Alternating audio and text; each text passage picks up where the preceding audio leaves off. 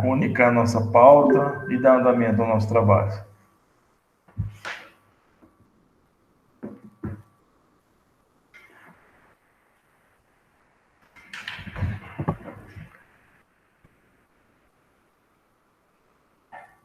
Pessoal, vocês estão tudo de ok? Posso iniciar ou aguardo um momentinho mais?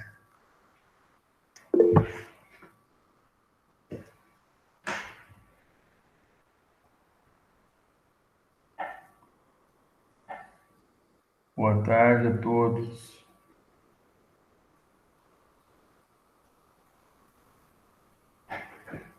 Rodrigo, você quer fazer algum pequeno comentário inicial? Gente, desculpa, minha conexão tá caindo, eu não sei por quê. Aqui quando eu tô no Meet, às vezes acontece de cair. Não, Alice, eu vi a reunião passada, né, eu assisti ela para moderar, e aí, oportuno, eu gostaria de atualizar lá, que ficaram algumas perguntas lá em relação à primeira feira, né? Eu fui atrás de algumas informações com a Fernanda e com o Marcelo também. Na oportunidade eu falo. Ok. Então tá, eu vou iniciar a nossa reunião e a qualquer momento, se algum de vocês quiserem falar, vocês podem levantar a mãozinha aí e a gente passa a palavra a vocês, ok?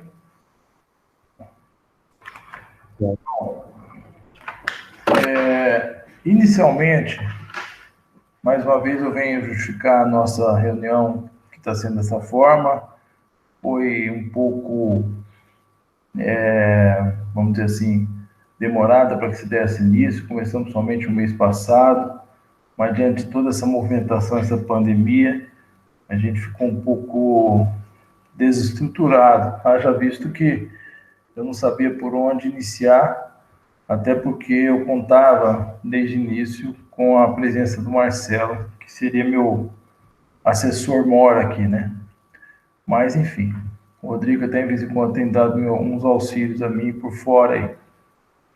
Bom, a gente tinha conversado anteriormente sobre algumas questões ligadas à própria pauta em que o Rodrigo nos sugeriu. Está lembrado, Rodrigo? Estou lembrado, é uma lista até um pouco extensa, né? Tem bastante item. Perfeito. A gente jogou isso em grupo, né? E depois também eu fui pessoalmente conversar com o nosso secretário, o Lucas. E eu depois vou falar o que ele me disse e depois quero ver a opinião de vocês, tá? Ele me disse que poucos assuntos ligados ao Condema estão sendo postos em prática, haja visto que até a própria secretaria dele não está operando efetivamente. Ele está alegando que estão com uma série de problemas e que nesse momento atual de tudo isso acontecendo, eles não estão atuantes.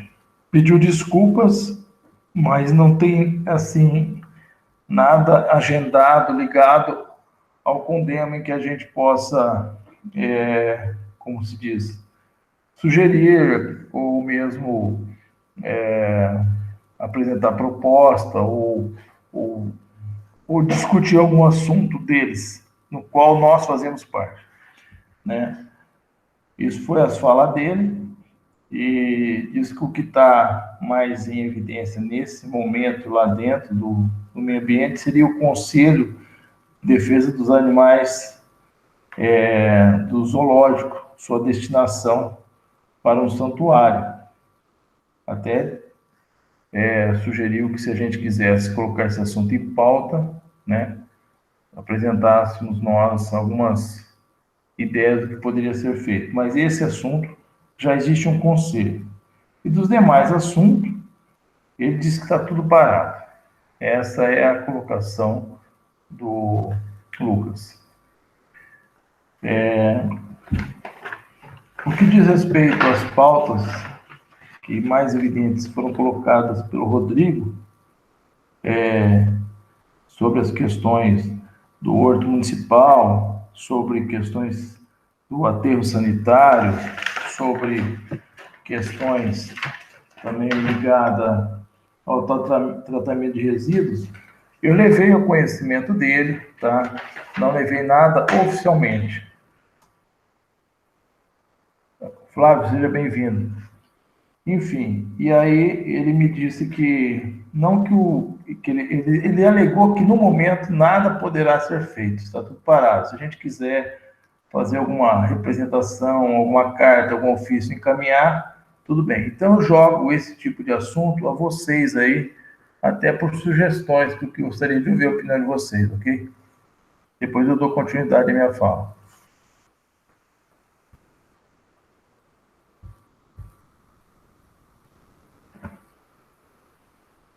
Nenhum de vocês querem falar nada sobre isso? Wallace, boa tarde, é a Bruna aqui. Pois não, Bruna. Eu não pude participar da reunião anterior, mas eu gostaria de compreender qual que é a justificativa em relação à questão, né, das ações estarem paradas. Eu ia perguntar no chat, mas... O que foi falado em relação a isso? Uma orçamentária? Tem algum ofício impedindo o andamento dessas ações? Só para eu compreender, por favor. Perfeito, Bruna. Honestamente falando, eu não sei te dizer quais são os motivos em que a Fernanda vai querer falar. Já passa a palavra a você, Fernanda, um minutinho só. Eu não sei os motivos que levam a Secretaria do Meio Ambiente estar parada nesses assuntos. Ele me alegou que é a questão da pandemia. Só isso que eu posso te dizer. Posso até, depois de uma outra oportunidade, entrar em contato e querer que ele me explique com mais detalhes. Fernanda, pode falar.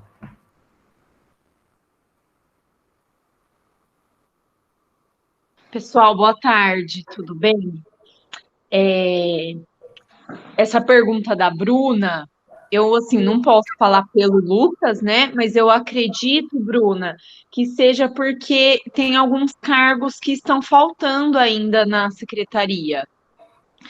O cargo de fiscalização, de diretor, tá? O diretor de fiscalização ambiental, o diretor de gestão e proteção ambiental e diretor de educação ambiental.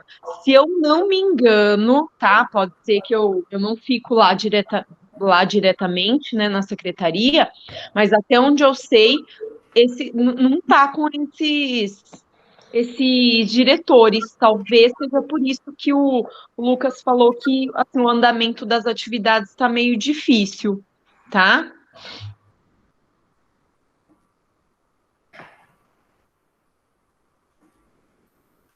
Pode falar, Rodrigo, pois não? Gente, a pandemia trouxe vários desafios, imagino que não está sendo muito diferente de qualquer outro lugar, né? Principalmente público, que teve que dispensar muitos funcionários aí.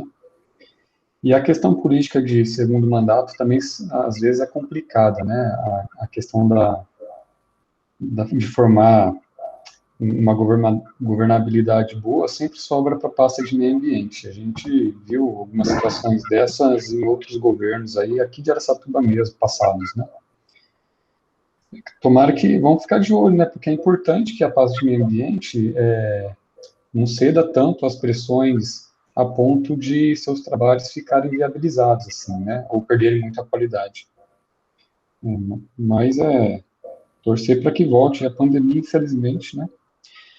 Agora, no restante da pauta, a gente fez aquela lista lá, Wallace, explicar para os demais também. Apesar de eu que ter te enviado, foi uma construção coletiva aí entre a AGA e o Clube da Árvore, né? A gente fez uma reuniãozinha, a Fernanda, a Sandra Mota, Fernanda Brunhara, né? Sandra Mota, a Bruna e eu, para a gente ver algumas coisas que vinham, questões ambientais e definir algumas prioridades nossas, né? Do nosso ponto de vista de sociedade civil ambientalista, né? E nessa conversa, o pessoal do Clube da Árvore colocou como uma das prioridades para a gente tentar articular a retomada do serviço da Câmara Técnica para a elaboração do Plano Municipal de Conservação e Recuperação da Mata Atlântica e Cerrado. né, Fernanda? A Sandra não está aqui hoje, mas a Fernanda está aqui. E talvez fique uma sugestão aí para a gente abordar essa temática hoje. Ok, antes de a gente abordar, eu só queria dizer o seguinte: a gente fica um pouco numa sinuca de bico, porque com essas situações em que a gente está interagindo totalmente com a Secretaria do Meio Ambiente, a gente não tem muito, nem tem poder, né? A gente simplesmente tem condições de conversar, de apresentar a proposta, enfim, mas de poder de tomar atitude nenhum. Se vocês quiserem depois também, decidam-se aí agora também, além desse assunto que o Rodrigo quer colocar em pauta, é a questão de que a gente possa fazer uma carta encaminhando, né, para a secretaria. Aí o Lucas nos apresenta isso aí de forma por escrito, de coisa, uma forma oficial, né? Fica aí também uma sugestão minha. E vamos então, Rodrigo, falar esse assunto que você abordou agora, por essa pauta em evidência aí. Você podia startar para nós aí qual é o seu pensamento sobre isso? Maravilha. Essa Câmara Técnica, ela foi criada, se eu não estou enganado, foi em 2019, né, Fernanda? O Marcelo de Oliveira, né, ele estava de relator dessa Câmara Técnica. Rodrigo, um momentinho só. A Fernanda quer fazer um comentário, depois eu retorno a palavra a você, por favor. Pode ser? Joia. Pois não, Fernanda.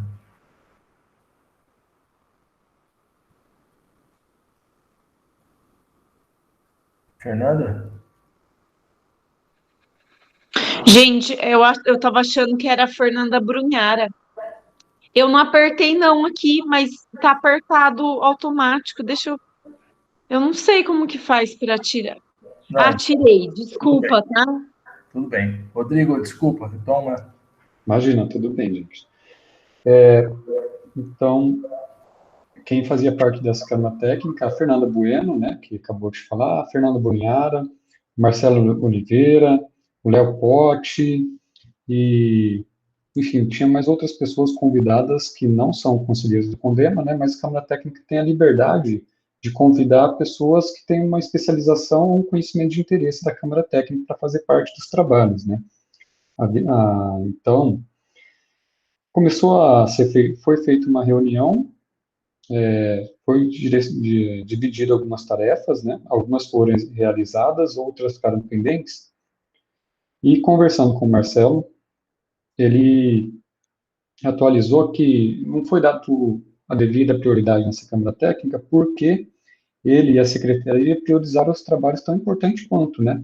Que foi a realização do Plano Municipal de Educação Ambiental, a questão do município verde e azul, entre várias outras atividades, mas que ele sempre enxergou esse plano como uma prioridade também, né? E agora que o Marcelo ele não está mais no governo, também não está como representante no CONDEMA, ele falou que, precisando de algum apoio dele, ele participa, não oficialmente, né, mas ele ali como um convidado ali, esporádico, né. Então, ele está disposto a continuar. Ele realizou alguns trabalhos, adiantou bastante coisa, criou todo o esqueleto do que esse plano deve conter.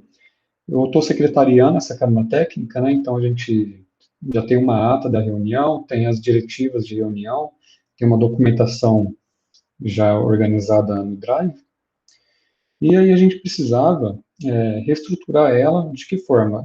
Voltar a definir quem vai ser o relator principal, a gente precisa também de funcionários da prefeitura, especialmente da Secretaria de Meio Ambiente, alguém responsável para fazer essas pontes, né? Porque antes era o Marcelo e não está mais, porque sem envolver a equipe técnica da Secretaria de Meio Ambiente, e os demais da prefeitura que precisar também, fica impossível realizar qualquer trabalho, né? Porque o CONDEMA em si, a gente é um pouco mais limitado do que a prefeitura, né? Então é isso, eu acho que fica a sugestão para a gente definir um relator. Eu acho que aqui da prefeitura está o Flávio, né? O grande Flávio da Mônica, Cláudia, se não estou enganado, né? E só da Secretaria de Meio Ambiente hoje não tem ninguém, né? Tem a Fernanda, né? Fernanda Bueno. Sugestões, Fernandas?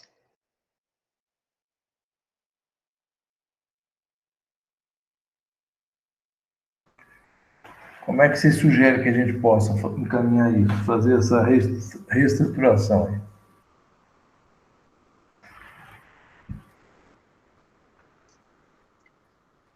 Bom, como já Hum, está a Fernanda Bruniari e a Fernanda Bueno na Câmara Técnica, eu acho que a gente podia marcar algum momento para falar ou com o Lucas ou com quem o Lucas designar para falar com a gente da secretaria, para ver se a gente articula aí com os técnicos da secretaria, né? E aí a gente pode fazer isso paralelamente pela Câmara mesmo, se o Wallace estiver de acordo aí na presidência. sim, claro que estou de acordo, perfeitamente. Maravilha, Wallace. Então, eu acho que eu vou tomar a frente nesse momento inicial de articular com a Fernanda Brunhara, com a Fernanda Bueno, e tentar o contato aí com o Lucas, para ver como que a gente dá os próximos passos, né? E aí, conforme for tendo andamento, nas outras reuniões a gente vem atualizando a presidência e os demais conselheiros, né? É importante é todos nós participarmos, você autorizando a gente, fica muito bacana. E a gente depois vê o que a gente pode contribuir também. Flávio, Mônica, você quer falar alguma coisa? Eu percebi que você manifestou, quer fazer algum comentário?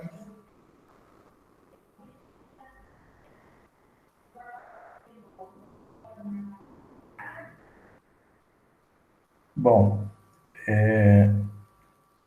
não, o Flávio não quer falar nada. Esse assunto, Rodrigo, qual é o grau de importância que você faz sobre esse assunto? Eu queria entender um pouco mais, porque como eu não sou da área, eu queria entender qual a importância dessa Câmara Técnica, até porque para mim poder ter argumento amanhã depois, para poder conversar de uma forma mais expressiva. Essa Câmara Técnica, ela faz um apanhado, desculpa, Wallace. Não, pois não, pode falar. Ah, tá, achei que você estava complementando a frase. Ela faz um apanhado de conhecimentos e pode gerar outros conhecimentos a respeito da Mata Atlântica e do Cerrado aqui do nosso território municipal, né? É um plano incentivado pelo governo do estado e pelo SOS Mata Atlântica, né? O SOS Mata Atlântica é o grande fomentador dessa ideia, né? Divulgador e incentivador de realização desses planos. Como todo plano, né, a gente sabe que todo plano ele fica no papel, às vezes ele é pouco efetivado, mas como material de pesquisa,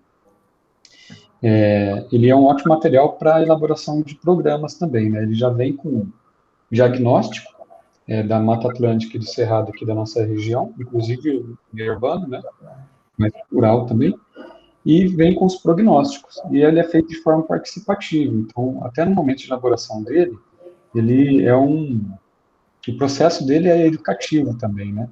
Tanto os técnicos acabam adquirindo novos conhecimentos, quanto a participação social, que tem que ser participativa, ele fomenta aí um debate a respeito do tema. A nossa região, especialmente o nosso município, ele foi muito devastado. É uma área, uma zona de transição de Mata Atlântica e Cerrado, né? Tem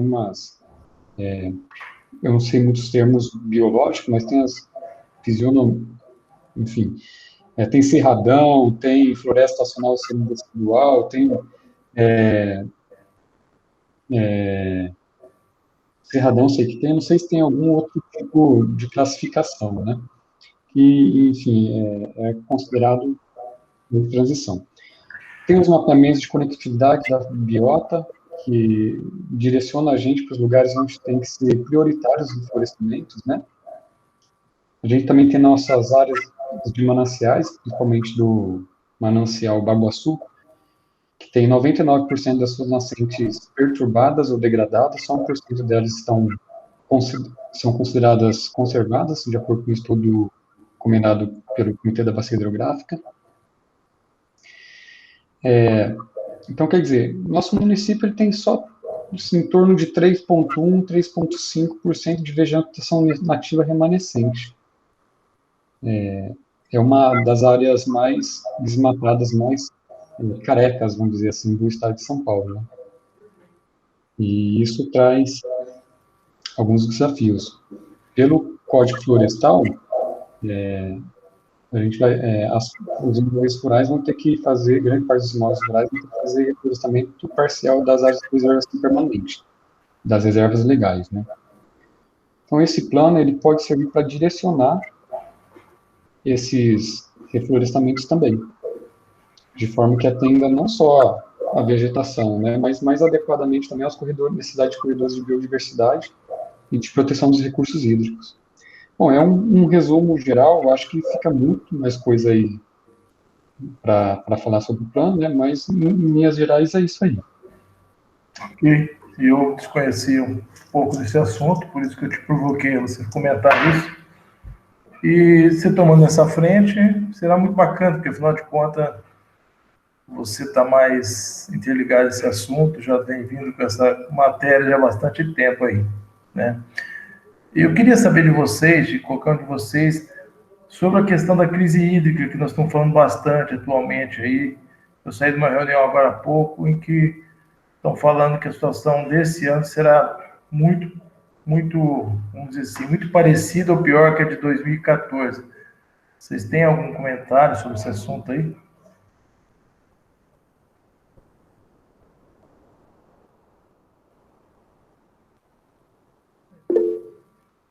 Pois não, Rodrigo?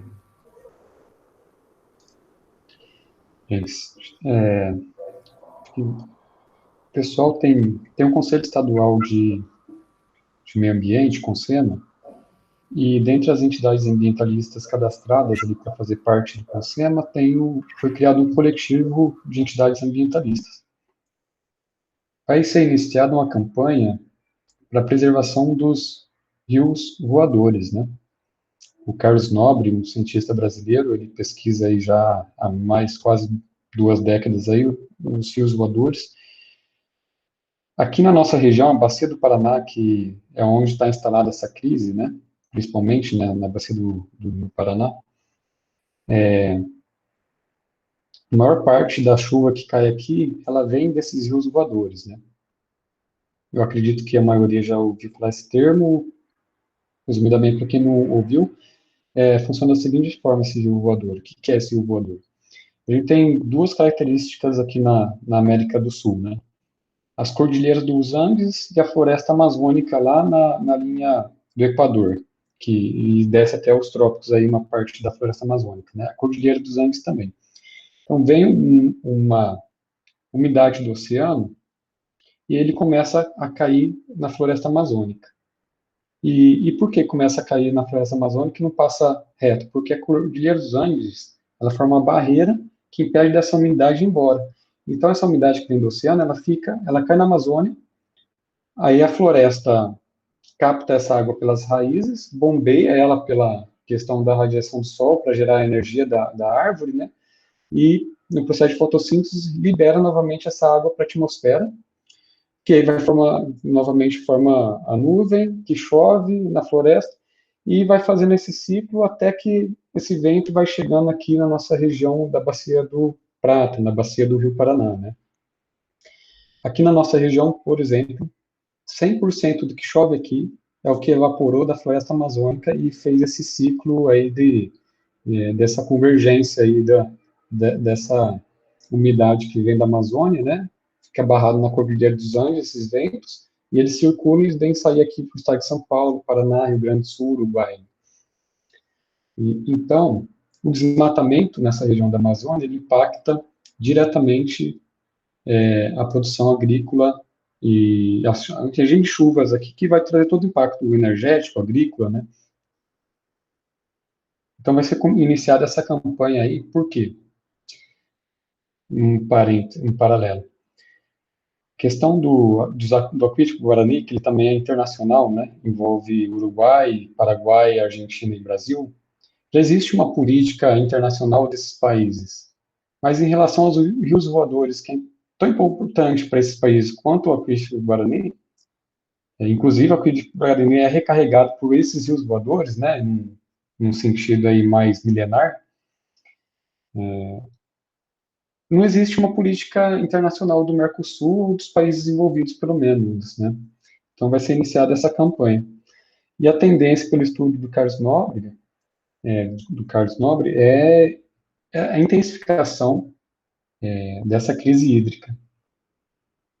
Essa intensificação da crise hídrica, a gente vai passar por esse racionamento agora, daqui 5 anos, novamente, talvez maior, daqui 10 anos, a nossa região, quem não tiver irrigação, vai estar com muita dificuldade em produzir com segurança, né, pela questão do regime de chuvas, que está muito afetado. Então, preservar o meio ambiente na Amazônia não é uma contradição com o agronegócio, né?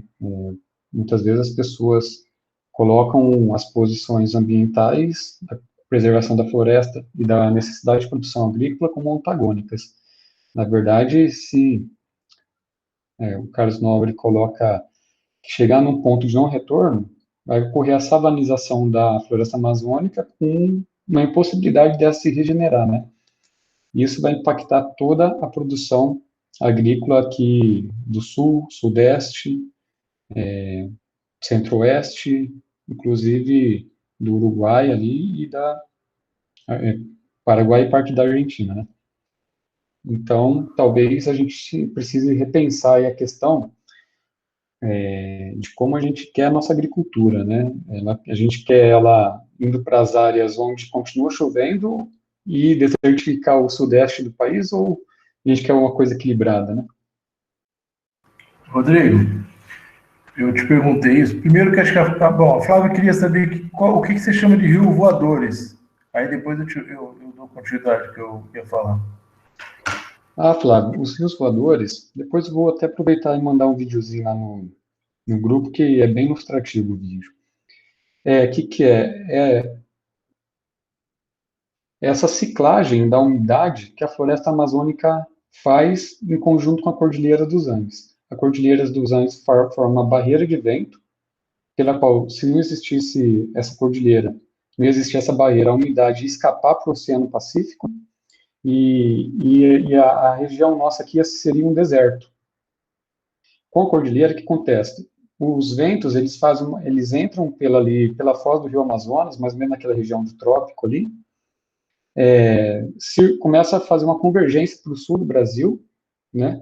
E essa umidade que entra do Oceano Atlântico dentro do continente, ela precipita e a floresta amazônica começa a ciclar essa umidade, vai ciclando. Porque se não tiver a floresta amazônica, essa chuva que vem do Atlântico, ela precipita, vai escoar pelos rios da bacia do Amazonas e vai sair para o mar sem a ciclagem, né?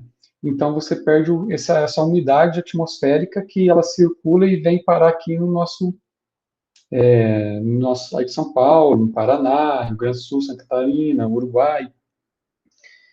E essa massa de ar úmido que vem da Amazônia que ele é chamado de rio voador, né? Porque é uma massa que transporta mais umidade que o próprio rio Amazonas, em questão de volume. Bem interessante, né? Rodrigo, e a todos os conselheiros, eu cheguei agora há pouco de viagem, eu estava em Campinas, eu participei de uma reunião com o pessoal da CPFL, e esse assunto talvez venha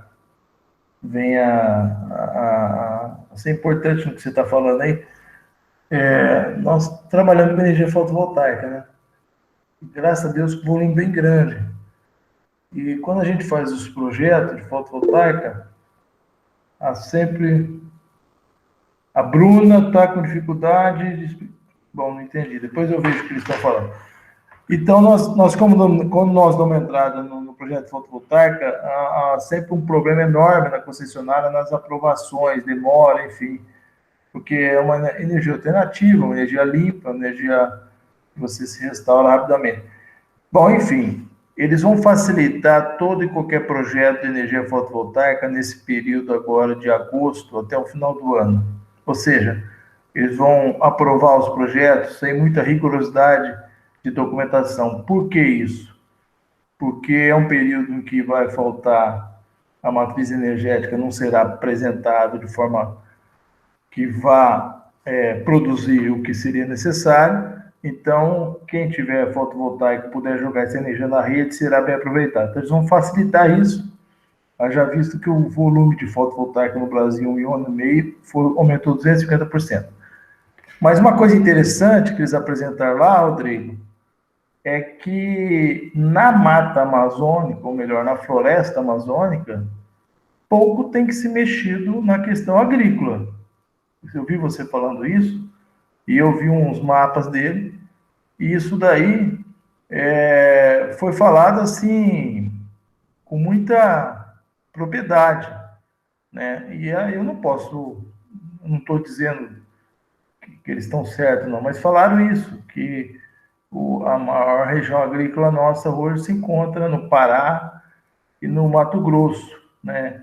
E que lá pouco estão sendo feito, pouco está sendo mexido.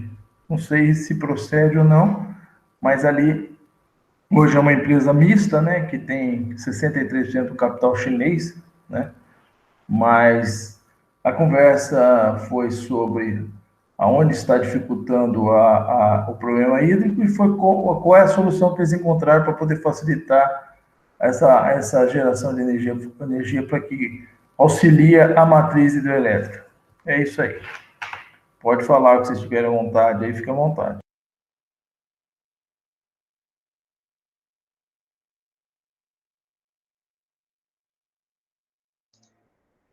Wallace, você está envolvido com essa questão da fotovoltaica, acredito que, se for pertinente, podia fazer até uma moção de apoio do CONDEM para ser enviado para alguma entidade, para tirar um pouco dessas burocracias, inclusive essa taxa que é cobrada aí do uso da rede, você pode dar informação melhor, mas acredito que seja em torno, perto de R$ 100, entre 70 e R$ 100, né? Que acaba, eu acho que acaba inviabilizando um pouco o investimento do popular, né? Do cara que ali é assalariado, tem a renda mais contada ali, né? Se às vezes barateia mais isso, para o cara tem um retorno mais garantido. Não sei se eu estou correto nisso também. Esse assunto é um assunto bastante complexo, viu, Rodrigo? Enfim, o preço mesmo que mais pega mesmo é a importação dessas placas e dos inversores. Essa taxa que a concessionária cobra, na verdade, eles não estão ainda cobrando taxa nenhuma, né? Você só tem um mínimo que você paga, que é em torno de 53 a R$ 72, que eles chamam de frete, né? Porque quando você utiliza a rede da concessionária, é de uma empresa privada na qual ela cede, vamos dizer assim, o caminho para que se passe a energia. Até acho natural, porque se você construiu aquilo e pagou por aquilo, você tem então que pelo menos cobrar por usar o teu caminho, né? Agora, há uma outra discussão que vai vir posteriormente, que vão ser cobranças de tarifa, que vão variar de 20%, 30%, 40%, 50%, num futuro próximo, que está sendo discutido aí na Câmara dos Deputados e tudo mais. Mas é muito complexo esse assunto, tem gente que defende, tem gente que não defende. E essa mini tarifa aí que eu estou te falando, que é o frete, que é cobrado hoje de todos nós aí, é muito complicado a gente ter força para poder modificar isso. Porque argumentos tem, tanto um lado quanto o outro, né? Bom, mas uma hora ou outra a gente pode conversar melhor sobre isso. Eu, assim, numa participação dessa com vocês, eu ficaria muito contente se todos vocês pudessem dar opiniões e falar sobre os assuntos que nós estamos discutindo e outros assuntos também, porque a nossa pauta ela é muito escassa. Estamos, assim, com assuntos poucos aqui, principalmente os sugeridos pelo Rodrigo, e estamos também a montar novas opiniões, o que a gente pode apresentar. Haja visto que, como a Secretaria do Meio Ambiente, ela não está atuando por outras condições, a gente não tem muito o que, vamos dizer assim, não tem muito como alterar as coisas ou mesmo aconselhar ou fazer algumas colocações nossas. Enfim, fiquem à vontade, falam o que vocês quiserem aí, que está tudo sendo gravado, e eu levarei isso para frente e encaminharei pelas devidas autoridades que possível aqui. Não vai ficar só em vão as nossas conversas. Eu acredito que a moção de apoio seria bastante interessante, né? Poderia sair daqui, a gente tirar alguns nomes, se todos concordarem, e a gente redigir e aprovar depois na próxima reunião para envio para os órgãos competentes. Mas acho que é uma possibilidade dentro do conselho, né? É uma ação que nós podemos fazer. Se houver concordância de todos. Concordo com você, Bruno. Eu acho que é por aí. Eu acho que a gente não pode ficar só nas conversas, temos que, se vocês colocarem isso aí em relatório, alguma coisa, eu levo isso para frente. O papel da gente aqui é transformar o que a gente está conversando em algo real.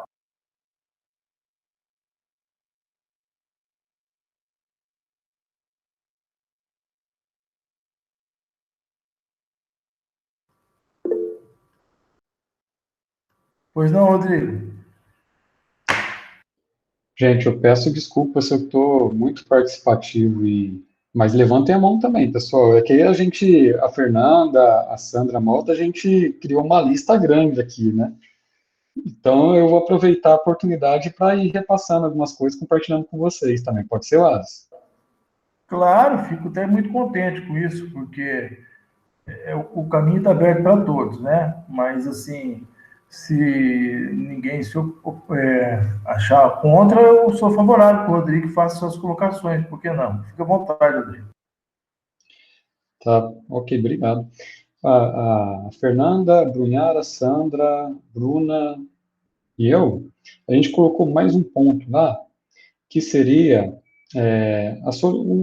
condena a pensar, né, a gente conversar aqui, mandar um ofício ou uma conversa, solicitando que a prefeitura elabore, dê início na elaboração do plano de proteção de mananciais, né? Porque esse plano de proteção de mananciais é um plano que o plano diretor, que é o plano dos planos da cidade, né, ele já determina que seja feito, e é o plano diretor de 2006, né?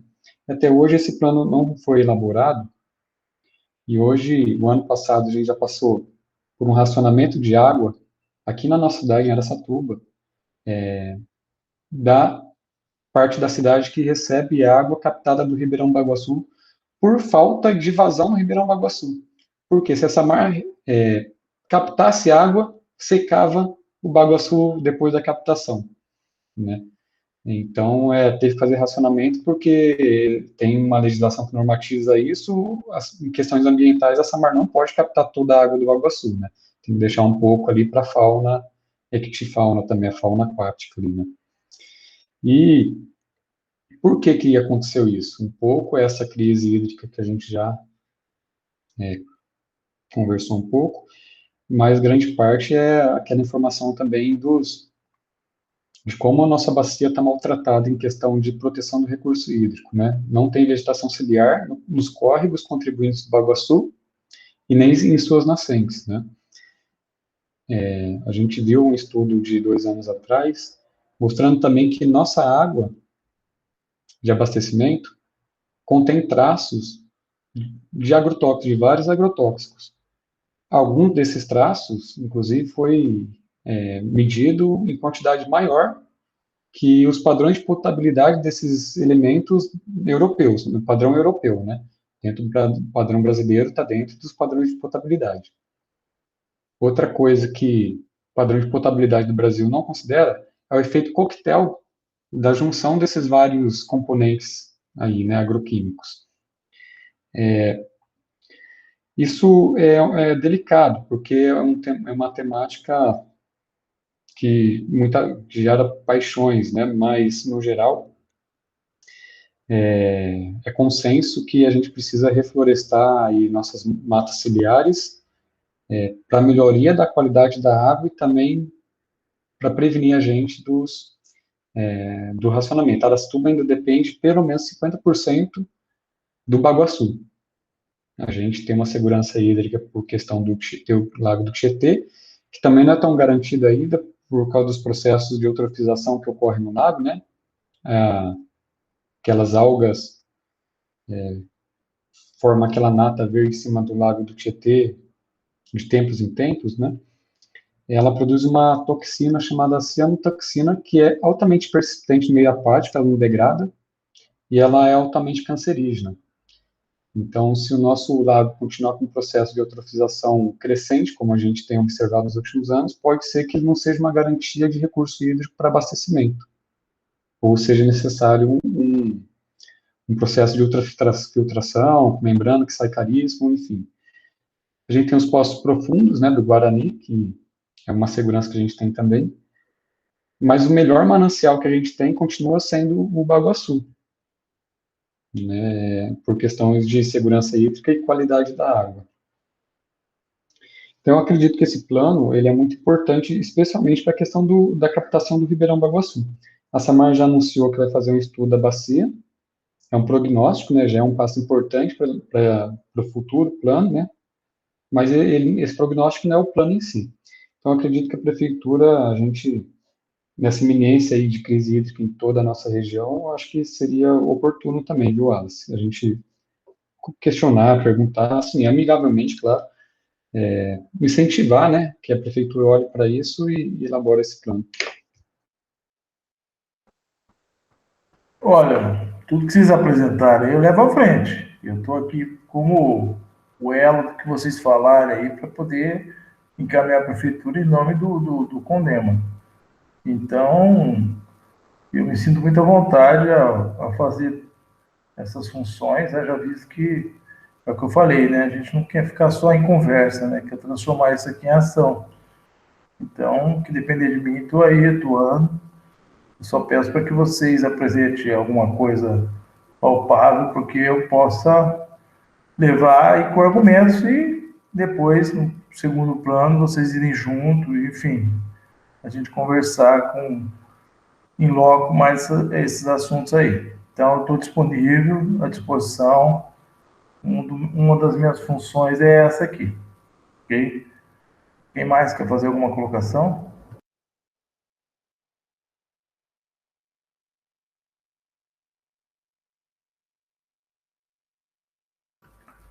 Bruna, tem nada que falar? Cláudia, Fernanda? O Rodrigo tinha proposto da gente fazer essa moção, né? Eu acho que a gente poderia tirar, então, alguns nomes para a gente organizar, né, essa moção e trazer na próxima reunião para aprovação dos presentes. Pode ser feito dessa forma, que aí eu acho que fica mais concreto, né, a questão, se todo mundo concordar, a gente fazer a moção, a gente já tirar algumas pessoas, eu posso colaborar, posso estar nessa mini comissão aí para ajudar a redigir essa moção, e aí a gente aprova na próxima reunião, tudo bem?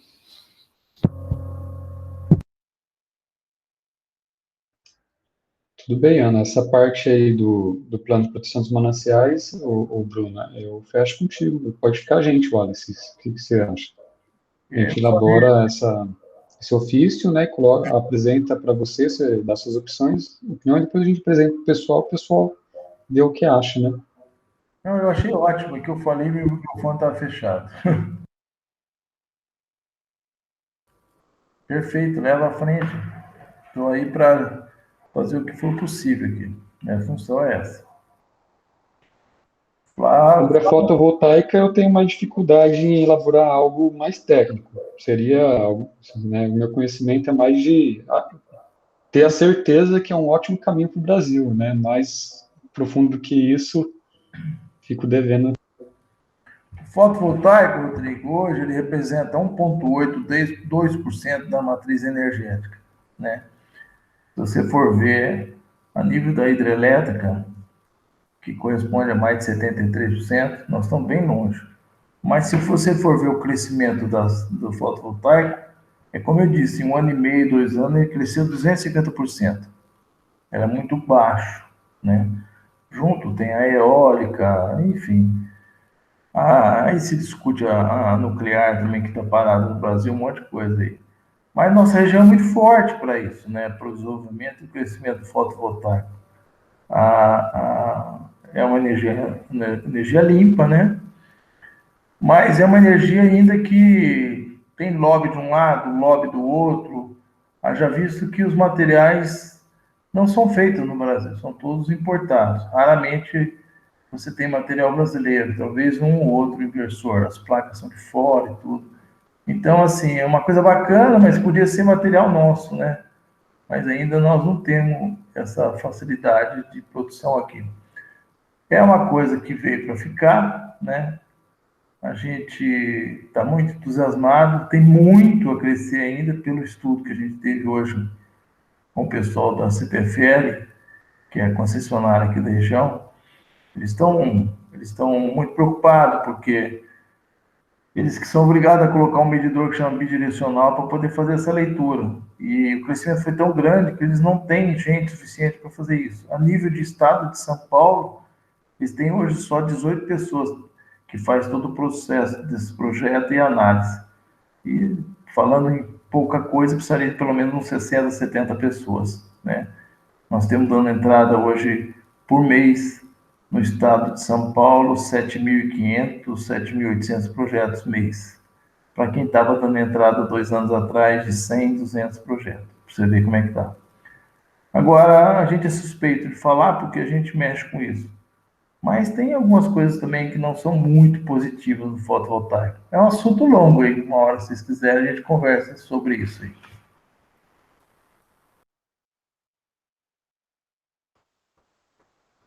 Me Pessoal, interessa sim, viu, Alice? Legal.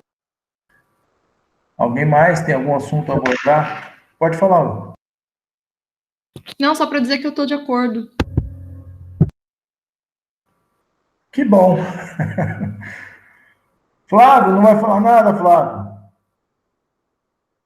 Fernanda Priscila, Antônio Roberto, Cláudia, Karine, Fernanda Bueno, Ana Laura, Bruna, por favor, faça seus comentários aí, que é sempre bom. O Flávio está falando aqui. Eu vou ler aqui o comentário que o Flávio fez no chat, tá? Flávio Lamônica disse assim: acho que precisamos entender o que o Comitê Hidrográfico do Baixo Tietê já tem sobre esse assunto. Conservação de mata ciliar e bacias. Alguém tem acesso àquele órgão? Isso seria importante antes de elaborar a moção. Concordo. Boa pergunta, Lamônica. Eu vou tomar a liberdade de novo. O comitê, ele tem uma plenária e tem as câmaras técnicas. Eu participo da Câmara Técnica de Saneamento do comitê. Essa parte de reflorestamento é na Câmara Técnica de Recursos Naturais, que a AGA também tem representante nessa Câmara Técnica. Eu sou o titular hoje da Assembleia do Comitê da Bacia, né? A Prefeitura de Araçatuba também tem titularidade, a IAN tem titularidade também. A IAN, eu não estou me lembrando quem está representando hoje. Não é você não, né, Wallace? Não, é o Suda. Acho que é Suda. o Suda. A Fernanda Bueno aqui manifestou, ela faz parte da Câmara Técnica de Educação Ambiental.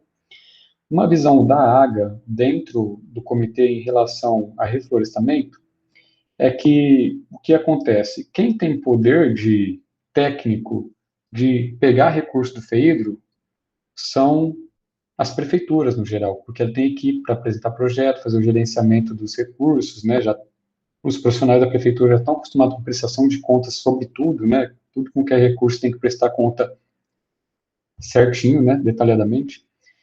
Então as prefeituras elas não fazem projeto para reflorestamento, porque as prefeituras têm outras necessidades, muitas vezes bem mais justificadas do que o reflorestamento. Por exemplo, precisa resolver a questão do resíduo sólido que está jogando no lixão, né? Um tratamento de esgoto que está jogando in natura no rio, uma estação elevatória. E tem uma regra no comitê que as prefeituras só podem apresentar um projeto.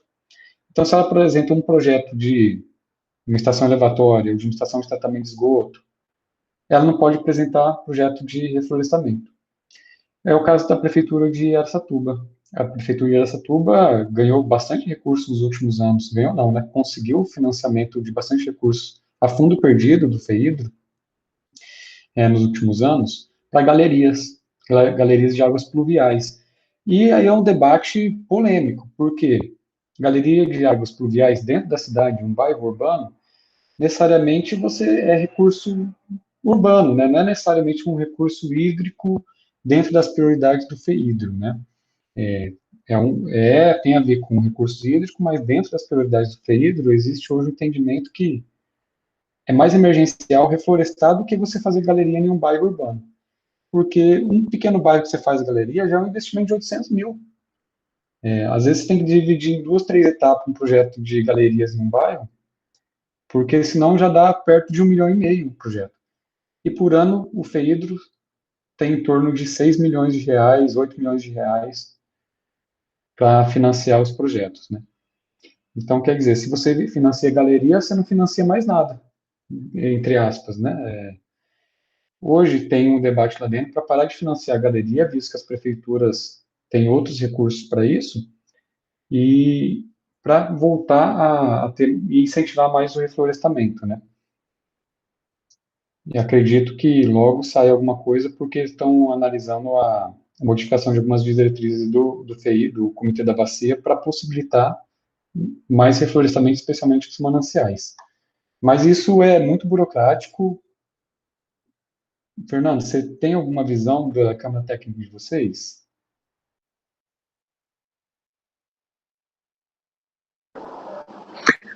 Oi, Rodrigo. Então, assim, de cabeça, eu acredito que não, mas eu posso confirmar com o pessoal. Acho que seria muito bom também se o Lucas pudesse participar, porque assim como a Fernanda, evidentemente, que está falando aí, como representante da prefeitura, para que pudesse apresentar o ponto, né, apresentar as colocações, para que a gente pudesse entender mais o que se passa ali, até porque a gente teria mais argumentos para poder ou questionar ou então até entender.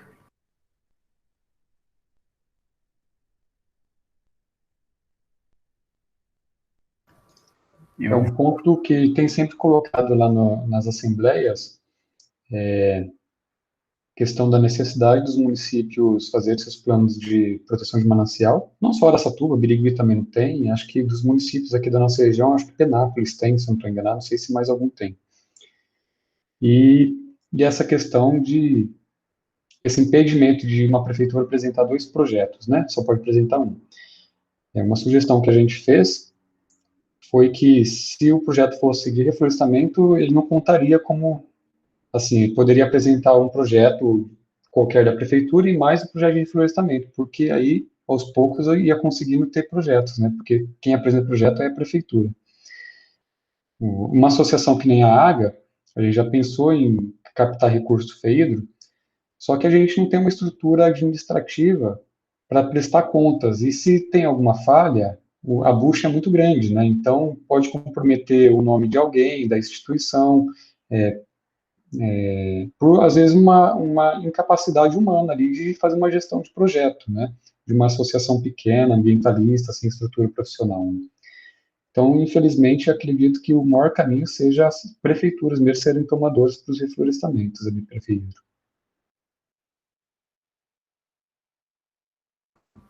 Nós estamos ligados à prefeitura sempre, né? Fazer o quê? Mas estamos fazendo a nossa parte, tá? Essa colaboração que você está fazendo aí e os outros aqui também. E eu não sei se a gente já finaliza, fico aí na opinião de vocês aí. A Ana Laura está representando. Ana Laura, faça alguma colocação, por favor, aí, antes de eu fazer o fechamento aqui. Você podia falar alguma coisa, hein?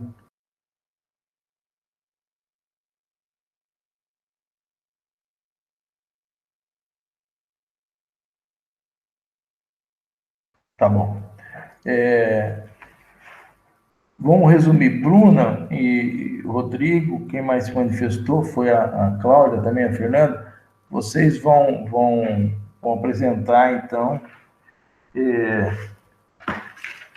esse assunto da Câmara Técnica, é isso? Para que a gente possa, ou melhor, para que a gente possa acompanhar o trabalho de vocês, é isso? É isso, Rodrigo? É isso mesmo, a gente vai conversar entre os membros da Câmara Técnica, a gente vai te passando, fora da Assembleia aqui, nossa, a gente vai te passando, olha, os caminhos que a gente está pensando, você vai ficando a par e dando o seu aval também e suas opiniões, né? Acho que inicialmente aí a gente conversar para buscar uma abertura aí com a prefeitura, né, com a Secretaria de Meio Ambiente, para ver a possibilidade de andamento dos trabalhos. Perfeito. Você comentou também sobre o Marcelo. Eu vou convidar ele para poder participar, tá? O que vocês acham? Provavelmente na próxima reunião. Eu acho que, bom, na minha opinião, seria muito útil e agradável. E aí? Perfeito. Eu acho que o Marcelo é uma pessoa, um nome muito importante de participar também. É que ele estava meio ausente, né? Eu tentei entrar em contato com ele há um tempo atrás, ele estava fazendo uns freelance aí, e depois eu não consegui mais falar com ele. Na verdade, não é que eu não consegui, eu também viajei muito e acabei me esquecendo. E eu sempre dizia a ele que mesmo ele não fazendo parte, eu ia convidá-lo. Agora, tendo o aval de vocês, melhor ainda. Bom, pessoal, como consideração final, eu deixo aberto aí para que vocês façam as suas colocações aí, dê as suas opiniões aí, façam algum comentário, porque da minha parte eu não tenho mais nada a acrescentar, a falar, né? Fica a critério de vocês agora. Por favor, fique à vontade. Wallace, a reunião hoje já está um pouco extensa, acredito que na próxima, vou dar uma sugestão de pauta aí para a gente, a questão da criação de uma Câmara Técnica para analisar os projetos de regularização fundiária, aquele que desenvolve áreas irregulares hoje, né, que vai para o cidade legal, né, e os novos loteamentos, né, que sempre são apresentados projetos na prefeitura, aprova, a determinação do CONDEMA, também do plano diretor da cidade, que a parte ambiental desses projetos seja analisada pelo Conselho de Meio Ambiente também. E teve uma época que esses projetos passaram um ou outro em CONDEMA e depois parou-se de passar. A gente se limita à parte ambiental, né, por ser CONDEMA,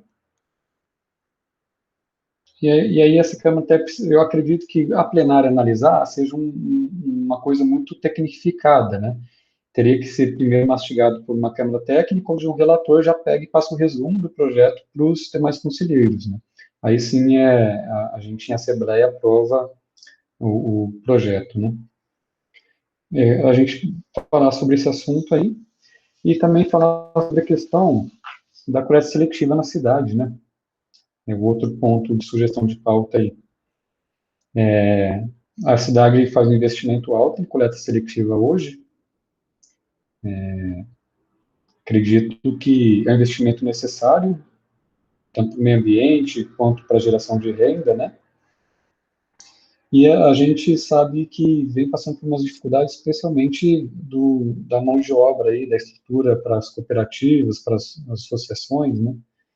Talvez seria necessário abordar essa temática aí com algum carinho, que ela envolve aí não só a parte ambiental, mas social também, né? Ainda mais nesse momento que a gente está passando, de desemprego, as pessoas, você vê muitas pessoas pegando reciclável na rua muito mais do que antes, né? E mostra aí o sinal,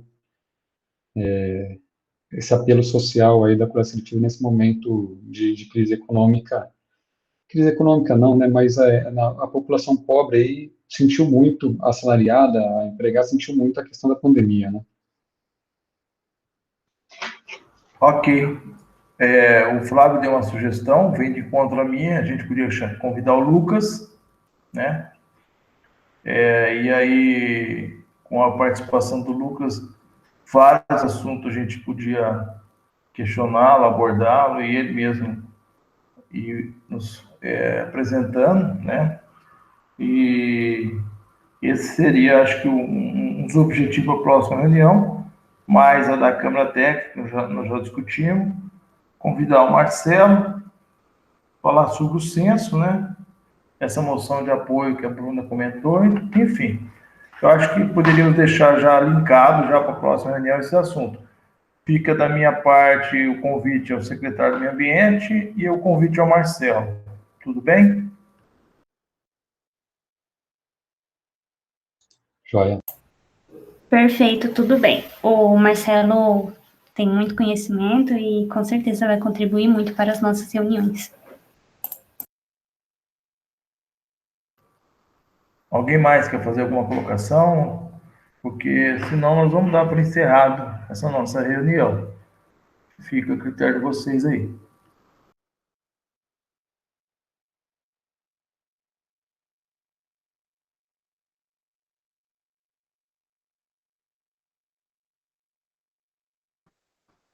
Podemos encerrar? Fernanda, você, por favor, tome a frente aí.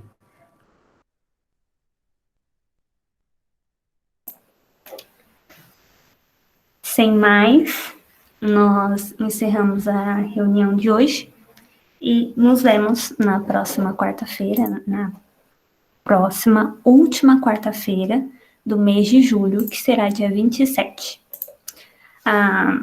Essa reunião logo estará disponível no YouTube. Agradecemos a presença de todos. Tenham uma ótima tarde. Ótima tarde a todos. Obrigado a todos também. Obrigado, gente. Um abraço. Obrigada. Tchau. Boa tarde.